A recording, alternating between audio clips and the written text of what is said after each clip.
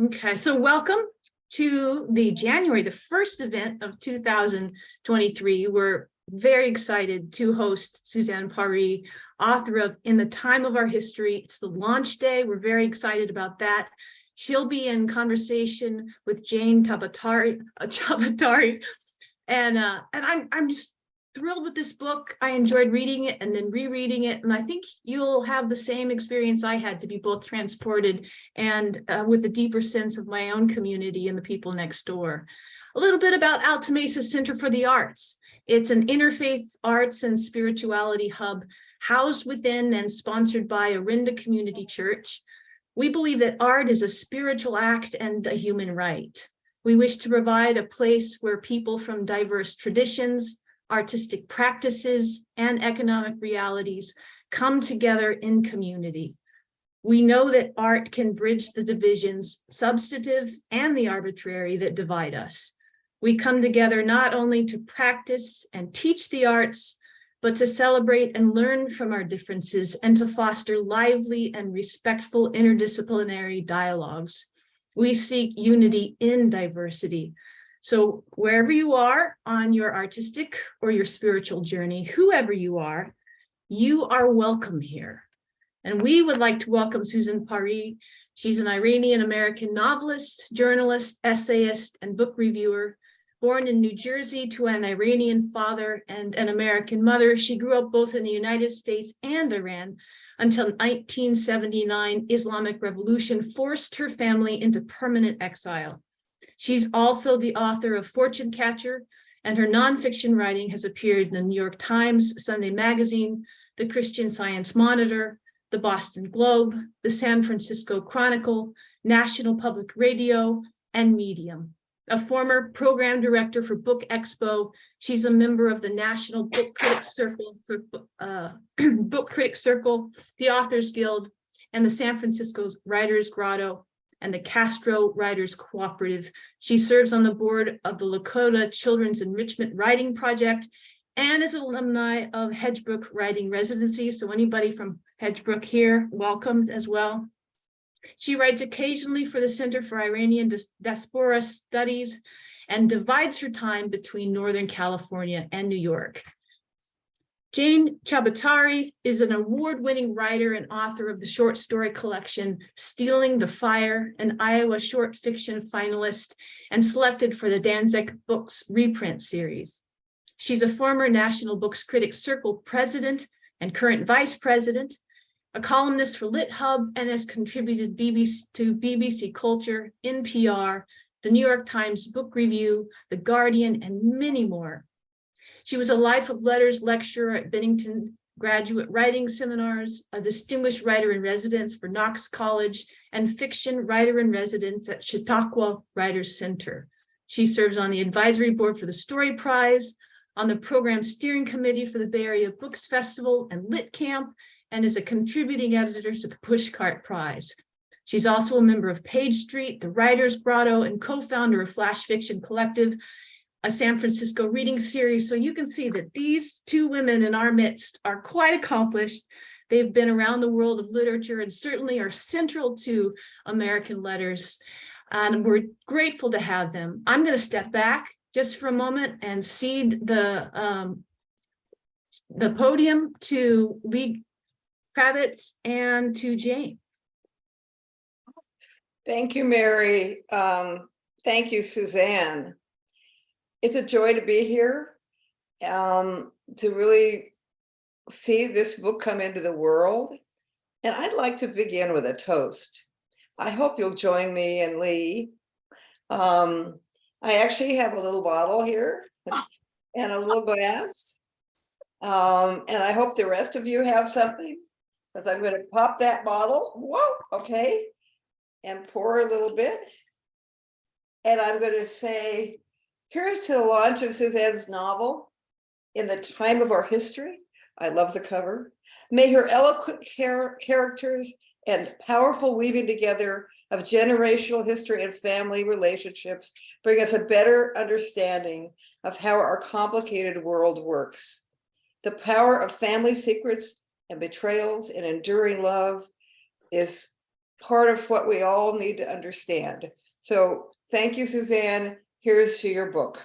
It's a beauty. You guys. Cheers, cheers, cheers. Lee, I think, has something to tell us about the time during COVID when you were part of a very powerful writing community. Yes. It was part of this. Lee Kravitz. Thank you. Yeah. Whose own book Travis is part of that. came out last March. Yeah. Yeah, well, I'll tell you. Go 2 ahead. Marches ago. Well, it's been a journey. I'll tell you. I know when there was an introduction to both of you, we learned a lot about all the communities that you're a part of. And of course, in spirit, you were a part of those communities during COVID. But when COVID hit, we had almost 3 years of lockdown, and a lot of these organizations changed their accessibility, their availability, the shape that they were in, the locations. We didn't have access to any of them. And so I'll just say that early on, Susanne and I and a number of other local writers, Janice Cook-Newman, Gene Karstensen, Anita. Amir Rezvani. Anita Rezvani. Yeah. Oh, there's a lot. There's a couple. Yeah. But what we would do is meet every single day on Zoom for 90 minutes of writing. And then about, Half 30 an hour minutes to an hour to talk afterwards. And it kept us all sane, and it kept us all writing. And a number of us got our works published during that time, or were pushed along the way. And what was wonderful was, and I'll say this because I love Susanne, and we've been friends for well over a decade, maybe more. And I remember watching you work on this book and labor over this book, iteration after iteration. And the type of perseverance that you brought to this project was incredible. I tell people this all the time, that I learned not just how to write and how to be a writer, but how to persevere and how to work by watching your ethic day after day. And when we were together almost daily during this writing group, where we sit in silence, we'd all write, it reminded me that that's how this stuff is done. It's how you're a professional. It's how you craft and perfect your art. And then throughout the process of getting your agent and getting the publisher and all of this ups and downs we were able to share together to get to this point today where we are celebrating the launch of your book is remarkable. It is remarkable. I only wish we could do it in person, but the fact that we're doing it on Zoom is super sort of I think appropriate, considering how much of it was written on Zoom. So true. So I don't want to Zoom books, and I don't want to take any more time away from you, but I did want to start this by saying I love you. We all love you, and we are so proud of you. I've read the book twice. My copy is still in the mail, believe it or not, from it's supposed to get here. I got notices. It's the weather. It's just the weather. But I cannot wait to hold it in my hands. Congratulations, Susanne. Thank you. Hear, hear. Everyone, let's toast Susanne, and in the time of our history. And, there comes a moment when a book comes into the world and you can hold it and see it and read it. And, it feels like a miraculous thing. But we know, those of us who write work at the writing trade, it's not a miracle. There's a huge story behind a launch. And I'm hoping that Susanne can tell us about the seed to this book, the inspiration, the autobiographical elements, the point when you began to think about writing it. Well, I was struggling to figure out what I was going to write next after The Fortune Catcher, which was very long time ago. And I had some starts and stops. I had an agent at the time who was trying to drive me in a certain direction, and I was resisting that. So I finally decided to just go on my own and think a little bit about what I was going to do. And I began to write a memoir, which was actually not my memoir, but my memories of my mother, who was American, born and raised in the Bronx, and my grandfather, who was a very religious Muslim. At one time, he studied to be a cleric and later left the clergy. And their relationship in Iran over the years was very, very interesting. And I found it very interesting. But unfortunately, it's really hard, especially back then in the early aughts, to get anybody to be interested in a book about a Muslim cleric and an American wife who was living in Tehran. So I pivoted and I decided it was time for me to go back to fiction, which is what I do best, I think, or what is most fun. And was 2006 when this novel, the idea for this novel was born. And it took me 10 years to write it. And then it took me 5 years to sell it. So, and that was a brutal experience because the selling of it also required some concessions and compromises and et cetera, et cetera. So that was the journey of that. And here we have it. You know, one of the things that strikes me about the book, the first time I read it, it struck me was what an immersive portrait you give of a family.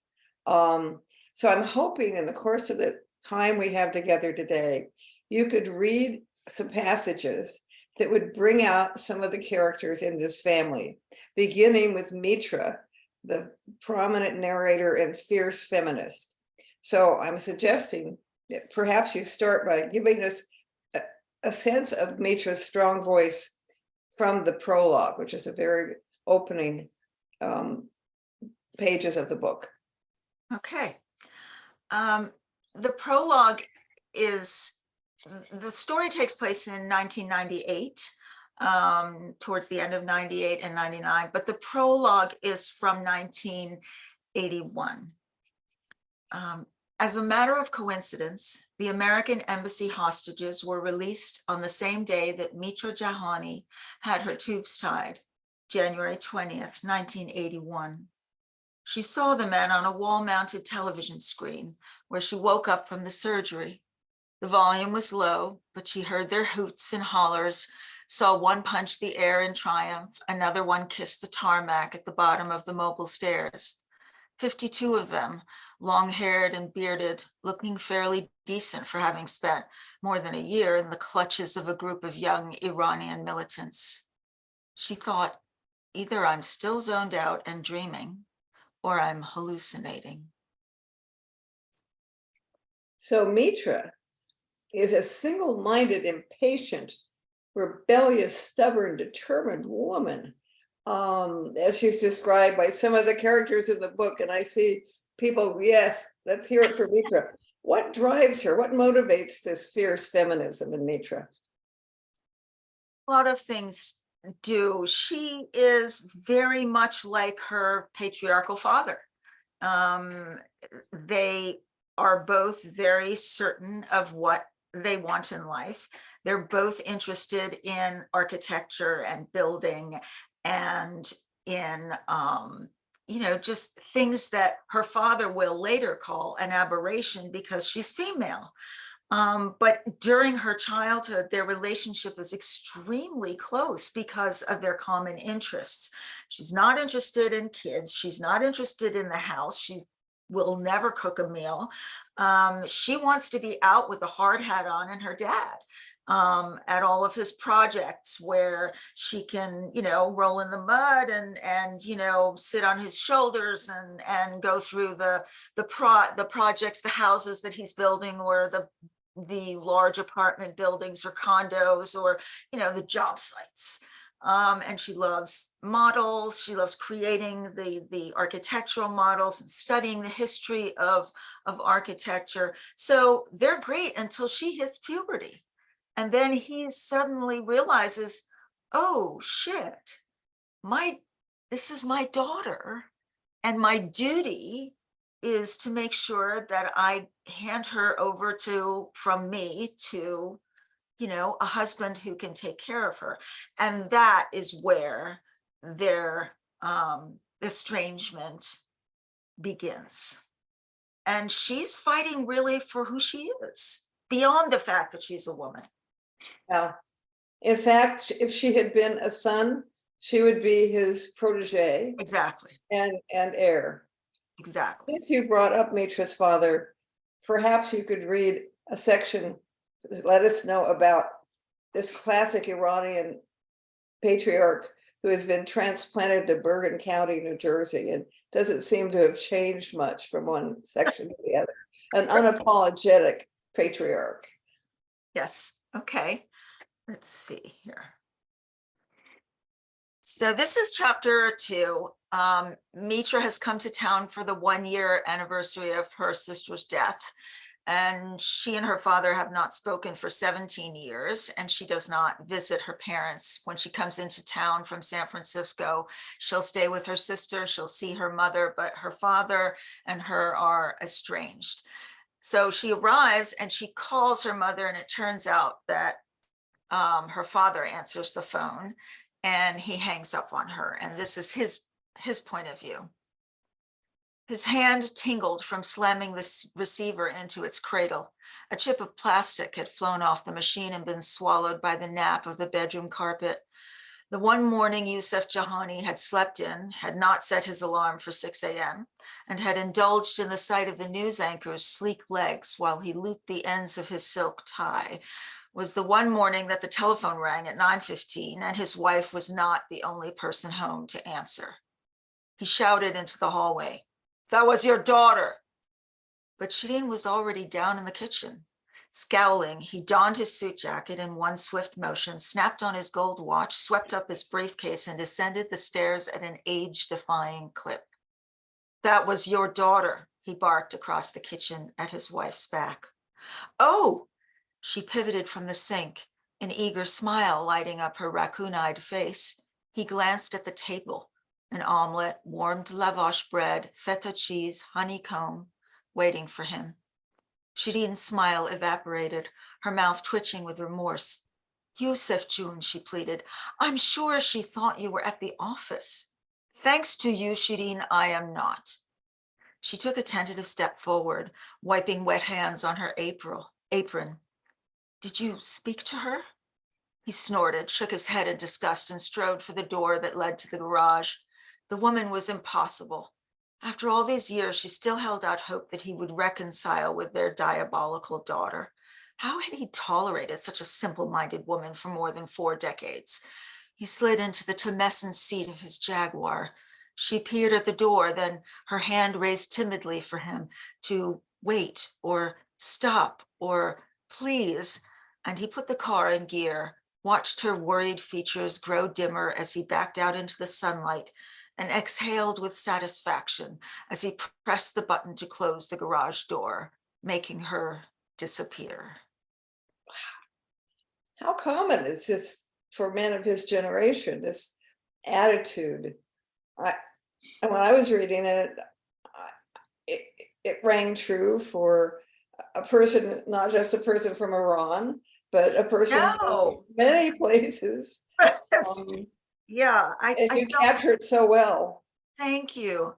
I don't see this patriarch as being specifically Iranian.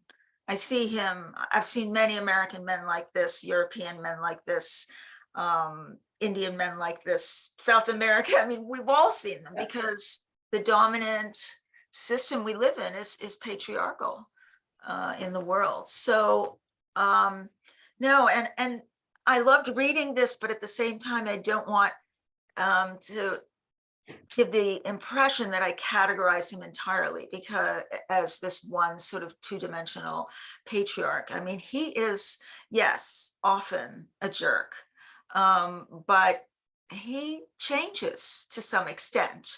And that is, of course, in my opinion, the purpose of writing a novel or telling a story. The characters need to somehow find a path forward. Mhm. So, yeah, As does his wife, Shireen. I'm thinking it might be helpful to hear her perspective a little bit too, as we gather this family portrait in front of us in the Zoom room. sure. Okay.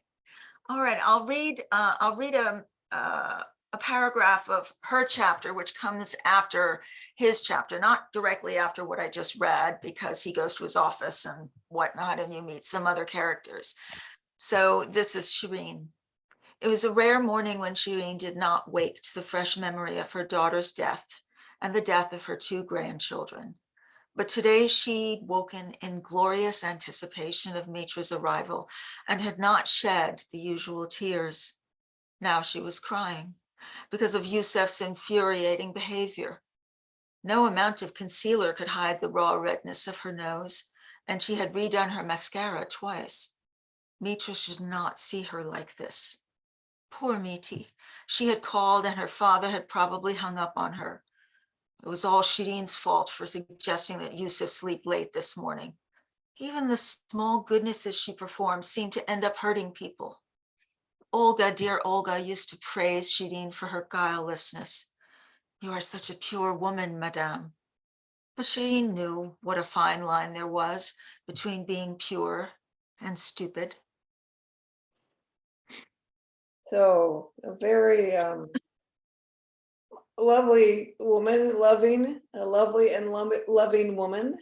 And I'm always astounded at the craft and structuring that you've done, because we have Mitra, we have her father, we have her mother, and then we understand that she's rebelling against being her mother, right? And yet she loves her mother dearly. Yes. She loves her father too. Yeah, I mean, I don't think there's ever a question, or was ever a question in my mind, that these people don't love each other. It's just not the issue of the dynamic. I mean, it's just not, the dynamic doesn't go in the direction of love or not love. They often hate each other. They're often angry with each other.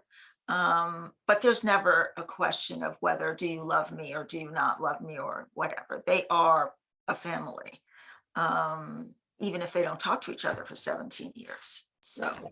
Yeah. You mentioned that Mitra focused on her dad when she was a kid and wanted to go be with him, go to work with him, and never took an interest in the home or the cooking that her mother does, which in a way puts Shireen in a role of being the one that she's rebelling against in the beginning. Is that how you would read that? I'm not sure. I mean, I think because Anna comes later, Anahita, who is Mitra's sister, younger sister, then there is sort of like this opposites.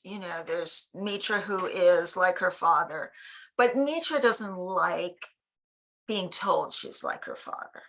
And she can be rude like him. She can be gruff. She can be mean. She's very willful, and she wants everybody to do what she thinks is best for them. She has a great heart, but a salty tongue. And she feels like she knows what's best for everyone, including her mother, which puts them at odds with each other. But at the same time, she wants to protect her mother and her sister. So it's this dynamic that, yeah. The thing about her sister, we don't ever really see her sister except through Mitra's memories, because sadly she's been killed in a car accident with her 2 children before the book opens. Yet you give us a lot of information about Anahita, obviously, through Mitra's memories. And one of the things that comes out in the course of the book is that Anahita he's really saved Mitra from knowing a lot of information about her life in very interesting ways. And I'm curious to know how that wove into the book and why. I mean, as a reader, why? Right. Yeah, why? What was going on? Well, I think that everyone, so so whether we're men or women, what we want is self-determination. And so I think both Anna and Mitra want self-determination. It's just that Mitra grabs for that in a very different way from Anna, just like Yusuf grabs for it in a different way than his wife Shireen. So, and when Anna decides to rebel, she doesn't want to do it the way Mitra has done it. It's not in her nature. She doesn't want to hurt people. She doesn't need revenge. She doesn't need to prove a point. She just needs to have a life that's fulfilling. And so, but if she tells her sister, then her sister may blow everything to smithereens by telling people, or by telling her she's not doing it the right way, or, and so she keeps that secret. And I think we do keep a lot of secrets from each other because we think we're protecting the other person or protecting ourselves, but it's not for any reason. It's not for any nefarious reason that we're doing that. And also to remain independent. Yeah. One of the things that strikes me about the book as well, you mentioned earlier that Yusuf changes. There are moments in the course of the book where secrets are revealed and characters change, and I'm thinking that was particularly powerful in the case of Shireen, Mitra's mother. Can you describe or read something about her shift of point of view of her role in life, and tell us what brought it about? I mean, it was a really remarkable. Well, it was interesting. A transformation for me when I came to that point of the book. And I was happy about it, by the way. I was very relieved. Yeah. Happy for Shireen. Yeah. That actually came later in my process than I expected it. I mean, it wasn't planned. Let me put it that way. I mean, I was focused on Mitra and Anahita and on their rebellion against and construction of a new kind of family that would fit with life in the US or life away from the traditional family. To include Shireen in that came to be much later, and it was such a balm because here's this woman who's in her 60s, early 60s. It's not easy to change or to change your life at that age, but why not?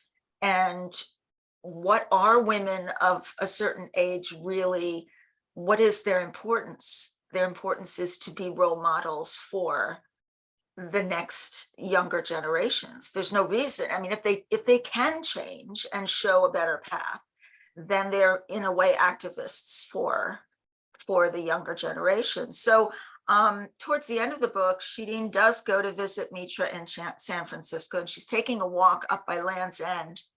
And she's trying to figure out what she's going to do with her life. She's on the outs with her husband, and she's come to visit Mitra, and she's contemplating what she should do now.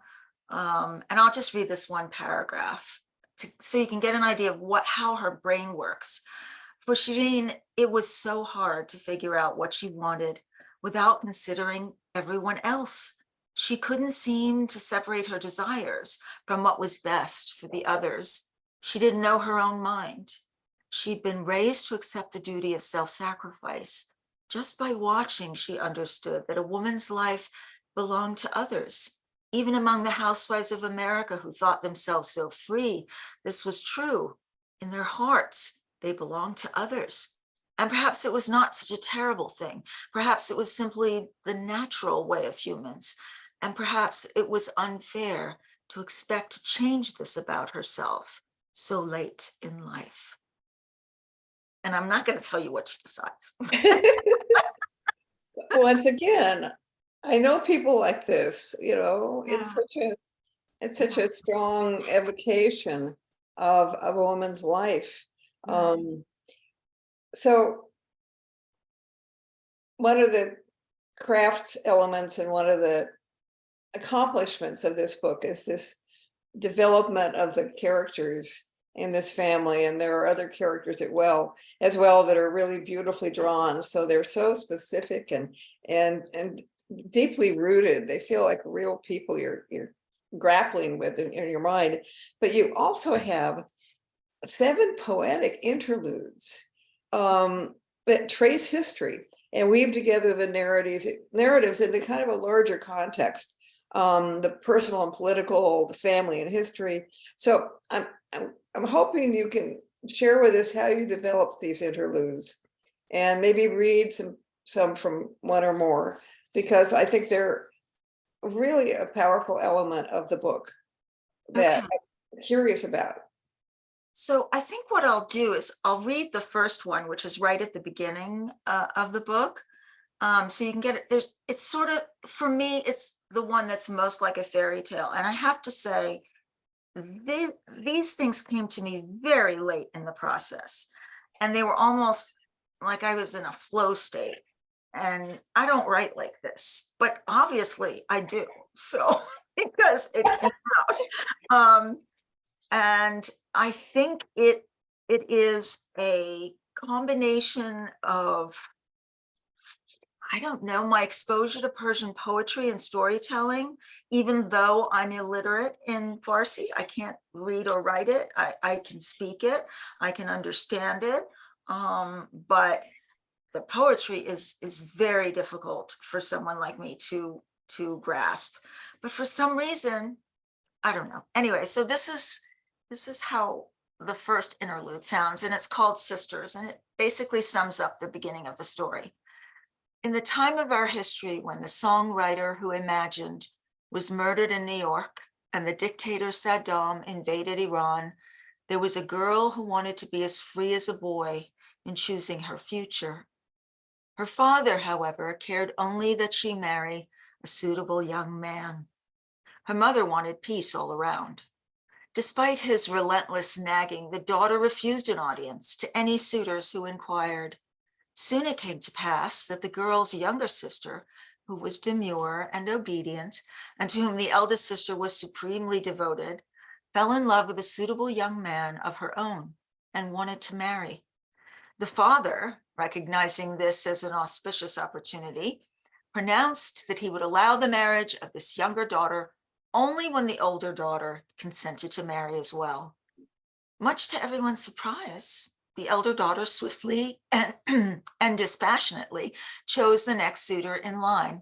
With great aplomb, the father sent invitations far and wide for a grand double wedding, at which point the elder daughter secretly visited a surgeon and had herself made barren, and therefore unmarriageable. The father, apoplectic with rage and determined not to lose face entirely, allowed the younger daughter to marry, but he disowned the elder one, who happily moved far away to pursue her desires. And Wow. then, thank you. Just a moment. Wow. No. So I'd like to read from just a paragraph from a later interlude, because there are so many facets, so many characters in this story. It's hard to include them all, but one of the more important ones to me does not appear very dominantly in this draft of the novel. But I think that this issue of tying in history and global history and family history along with individual history, for me, is really how I see the world, because I grew up in a transnational family. And so for me, what happens in the political realm and the governmental realm, it happens in the family realm as well. That if we didn't have one or the other, they wouldn't constantly be feeding off each other and making this patriarchal system as strong as it is. So for me, it all wraps up and ties up, and it doesn't matter whether it's Iran or America or Europe or anywhere else. And so one of the characters, she's a young woman who is the daughter of two writers in Iran. And this is in 1998 when Iran was actually starting to open up and there was a reformist movement going on. But the hardliners were still working underneath, beneath what people could see, sub rosa, and they were arresting and killing and murdering writers and intellectuals and artists. And it's really, I'll read it and then I'll speak about it. So this is Zoya, and she's in Tehran. It's 1998. She's 20 years old. She's just gone home and found that her father has been disappeared. He's a writer. She wandered toward the university where now she knew the spies and informants of the shadow theocracy lurked and blended and set traps for the thinkers. She stood hidden in the periphery. Silently, she bade farewell to the professor who loved Kundera and Kobol, the light-eyed poet who came from Tabriz, and the sisters who swooned over Metallica in the hallways.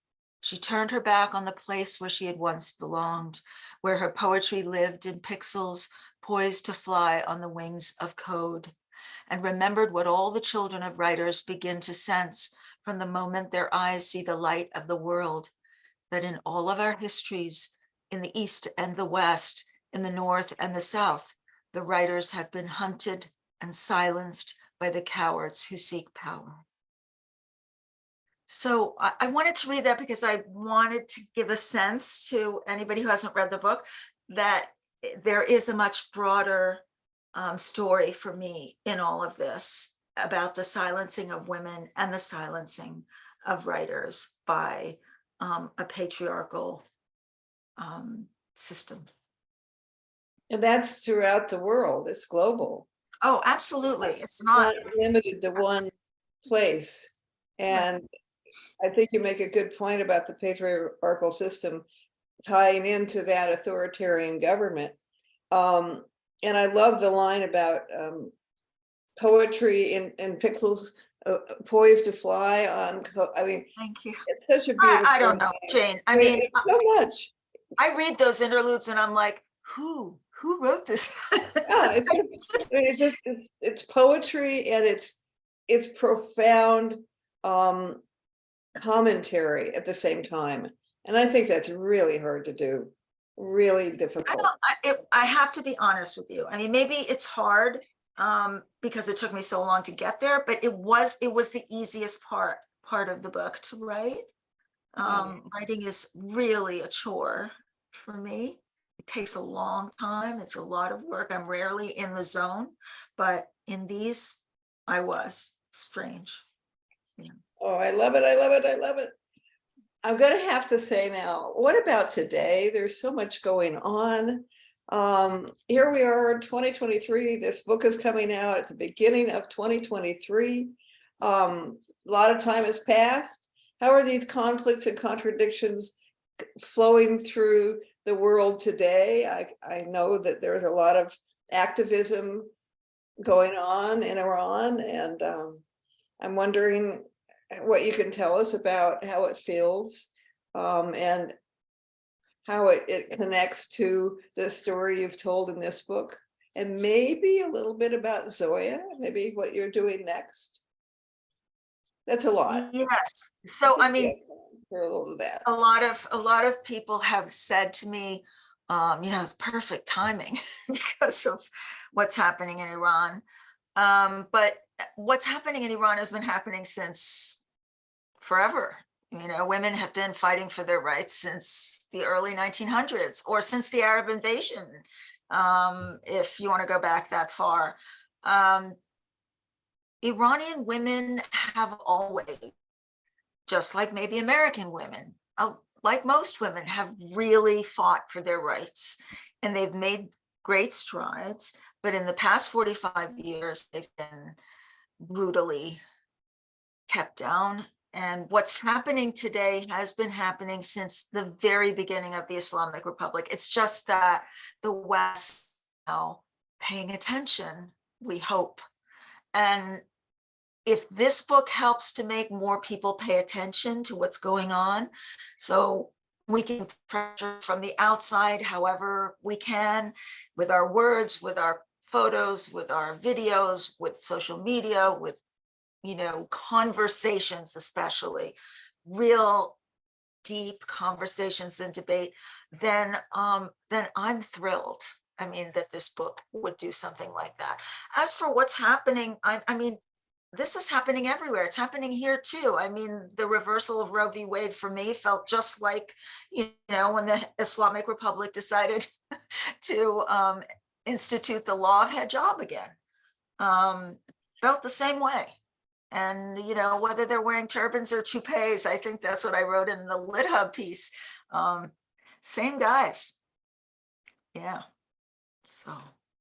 Well, I'd like to thank both Suzanne and Jane for just a tremendous conversation, and also to open it up to anyone in the audience. You can post your questions in the chat or give voice to them, and we'd love to hear your thoughts. Freaked out. I'll like lose my train of thought. So I just want everybody to know who's put stuff in the chat. I hope I'll read it later. And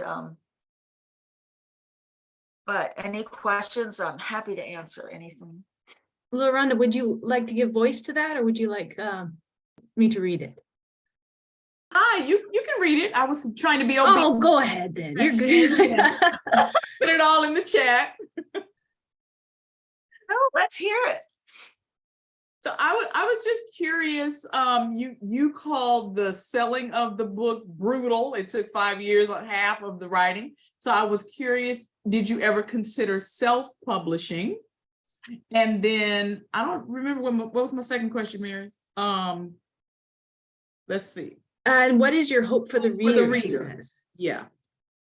Okay. I did not consider self-publishing because I can barely stomach doing the self-promotion when somebody else publishes me.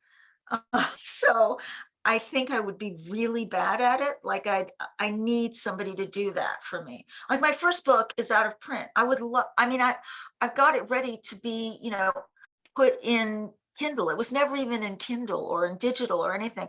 I can't even bring myself to like upload it to, you know, so I'm just not that person. But I think that I think it's fine to self-publish, and I wish anybody who does the best of luck, because, you know, there are just not enough publishers and not enough editors out there to go around. And sadly, they're not always buying the right stuff, and they're not always buying great stuff. So, and what do I hope for the readers? You know, I don't want readers to exoticize Iran. I want them to realize that it's that different from here. I don't want this, you know, yes, it's an immigrant story, but it's an American story, global story. You know, and I would love for readers to learn about Iran and to realize that it is modern in many ways and backward in many ways, just like the US is modern and backward, right? I mean, we know that for the last few years. So so that's what I want. And I want conversation from it. You know, the best thing about having your book, your words read and your book published is that you can talk about it with people and see what they think, and whether you have the same opinions about things, or whether you messed up, or whether they think you messed up, or what they think of, you know, just the conversation around it is what matters most to me. So yeah, thank you for the question. And Harriet Chessman asks, Suzanne, what element surprised you as you wrote? Well, the element of the interludes, you know, for me, they are poetic, and I am definitely not a poet, and I'm not a really good reader of poetry. I was surprised by it, and I want to explore that, but I don't want to go too far either. You know, it just was, that was what surprised me. And also the fact that my main character, one of my main characters ended up being the mother. And it took me so long to write this, but by the time I finished it and it got published, I was around her age, so it's perfect. Yeah. I love that. I love the fact that it was almost a dual coming of age story, and the coming of age story Yeah. was a 6-year-old woman moving across the country, but not just across the country, but Right. and a new lifestyle entirely. I was very impressed with Shireen and her courage. And I wonder, what do you think it was that drove her to that moment? Because I don't think we change unless coerced in some compelling way. Right. I don't think she could have done it if her daughter and grandchildren hadn't died. I mean, I mean, that it would have happened if her daughter, if she hadn't suffered that terrible tragedy. And that's a shame, because I wish we could all find ways to transform parts of our lives or to go into another stage or phase of our lives. I mean, my father is 99 years old, and he has had so many different phases of his life. And I want to be just like that. You know, I don't think it's ever too late, but we don't have that many examples of it. So we don't even think, we think, okay, this is my life. Now I'm whatever number my age is, and this is what I have to live with, you know, and you know, I have to, no, you don't. So yeah, that was really important for me. Thank you for that. Audrey. Hi, Suzanne. Hi, Um, Oz. I have a question about Mitra. And I've been aware of Suzanne working on this book for many years, and I think I knew that this was going to happen, but I'm always shocked when I read and when you talk about Mitra having a sterilization. And it just seems so dramatic. And so to de-sex yourself. I'm just curious to hear like your thinking about it. Was it necessary for her to do such a dramatic thing to take control of the situation? I mean, part of me is like, oh no, she did that. And I don't I know. thoughts about it. Yeah, I think you have to, there are a few things. At one point when I decided that Mitra was going to, you know, leave and go somewhere else, San Francisco, and she was going to leave the family. Even though she's very, you know, what would say modern. She lives in an America that believes in the nuclear family and in independence. It would be hard for her to just cut off relations and leave and go start a new life. The only way she can be sure that she won't be followed or won't be pursued or won't have people try to convince her to change her mind is if she is unmarriageable. And the only way she can, and so it was a question of, okay, how does she do that? Does she have an accident and then she can't have kids, or does she? But at that time, and this is what I mean about context, in 1970s, the voluntary sterilization movement was actually thriving. We were concerned, I mean, now we're concerned about climate change. At that time, we were really concerned with overpopulation. There was a campaign in the subways in New York about, you know, how women would, you know, voluntarily sterilize if they didn't want more children, if they already had enough children, if they, I mean, it's sort of like the vasectomy thing, but it was a thing. And I researched it a lot because I know it's drastic. It is drastic, but it's not more drastic than what Olga, her nanny, goes through many years earlier. She gets pregnant and she has a stillborn child, and then she has 11 operations in order to fix herself. I mean, that to me is also mutilation. And so, but it's a choice. And, you know, I mean, I don't know. I know it's drastic, Audrey, but it didn't affect her sex life. You know, she just, as we know. Thank you. I forgot that people were having sterilizations. Yeah, they were. It was a pretty common thing. There actually was an institute in New York called the Engender or something like that. It was a really creepy name, but yeah. Thank you. Rob Steiner has a question. He says, you seem to be born a writer.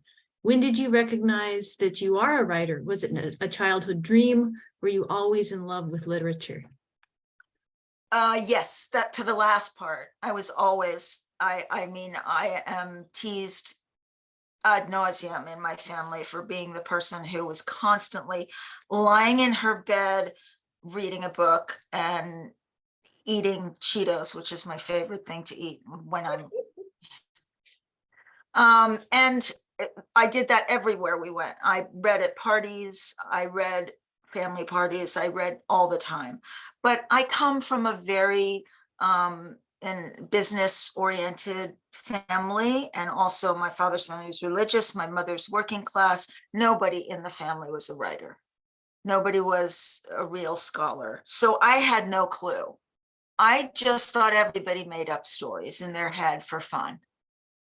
So I did that without writing them down for about 20 years. And then after the revolution happened, I think it was the revolution that prompted me to actually to look for a job, because then, things changed drastically for all of us. And I was like, well, what am I going to do with my life? And I decided I wanted to be a journalist for sure. So I pursued that, but eventually I realized that it was fiction. I was in my early 20s when I started writing fiction, and it was for the purpose of figuring out all the things I didn't understand that led to the revolution. And for me, fiction is through character. That's how I create, I understand the world, not through story, but through the character that rides on the story, creates the story, is the motor of the story. So, I mean, maybe I am a writer. I think, I inherit a lot of that from my parents. They both were storytellers. So, I just didn't know I could write it all down and have fun and then get published. Susanne says that her neighbor in New Jersey escaped over the border to escape his home country in Iran and settled quietly across the street from me. He has a wonderful bookstore, Jabberwocky, on Main Street. But I bet he'd love this story, she says. Oh my God, in New Jersey? Oh my gosh. Okay. Yeah, it's a children's bookstore, but I don't care. but he's a wonderful man. I used to live in Chatham. Okay. And met him there, and I remember he told me and my husband his entire story. Wow. He's such a sweet man. And I'll try to put the link in there. Yeah, definitely. I'll reach out to him. Thanks. Maybe he could help spread the word too. Yeah. We have time for one more question. But I also want to let you know about our upcoming event. The next event on February 12th will be with Palestinian poets Issam Zina and Caroline Ebed, and that will be coming up soon. But please, I have to get that in because I always forget, but we have time for at least one more question. If you want to stick after, I'm happy to do that. This has been a tremendous event. I have one more in case anybody else wants it. And I wonder how both of you write book reviews. And I wonder how the process of reading critically someone else's work for the purpose of writing about it has enhanced or taken away from your own fiction. Well, go Jane, you're the book. I mean, I've written book reviews, but I would not call myself a book reviewer. I mean, Jane, I don't know how quite frankly, I don't know how she does it. Okay. I have to be honest, I've learned a lot. It's shaped my awareness of what's possible in fiction, but it also has made finishing this novel I'm working on myself, it's daunting because you read the best, for the National Book Critics Circle, I'm reading the best writing of the year for, you know, hundreds of books and sorting out, and narrowing it down. And so you're reading people who are just remarkable and genius and amazing. And it really is daunting. It is terribly daunting. And I have to try to, you know, shift gears and allow myself, I had to learn to allow myself to make mistakes and write rough drafts of a long book and not have the editor on. I spent time as an editor too, so I had to knock down both those powerful parts of myself to be able to write fiction. But I started out with short stories, and that went well for me, and I published many stories over the years, so that helped. Writing the novel is the hardest thing for me. I even went so far as to start writing 100-word stories for a while to avoid writing the novel. But anyway, I'm trying now, and Susanne is a role model and an inspiration Oh, to say I'm on. well, I think you're Forward, remarkable. I don't know how you go back and forth between the two, the fiction and I mean, it's hard. Book reviews are hard for me. Yeah, I don't think they're hard. Yeah, I it's a mean, different part of the brain, though. I yeah, think it totally is. that helps. And I Then always- if you have the book, even if you haven't bought it from Amazon, please consider writing a review or even just putting your lovely Great. stars in Amazon. Let's get those numbers up so any algorithm we need to make this book show up where it needs to show up in front of people's faces, we can do that. I'm going to post one quick quote here from a favorite quote of mine from Jean Reese. All writing is a huge lake. There are great rivers that feed the lake, like Tolstoy and Dostoevsky. And there are trickles like Jean Reese. She's being modest. All that matters is feeding the lake. I don't matter. The lake matters. You must keep feeding the lake. And I'm grateful for all the people in here, and a lot of the faces I see are writers and are filling that lake. And I appreciate your time. Appreciate the effort to give us words when we don't have them. And before we go, let's give a huge round of applause. No, thanks to all of you. Happy launch to you.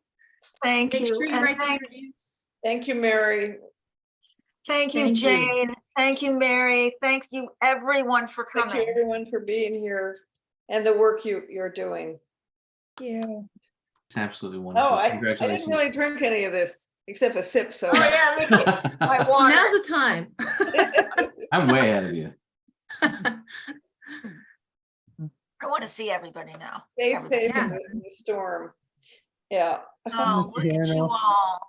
Thank you all for coming, really. I so appreciate it. Bye. Hey, Monica. Oh. Oh.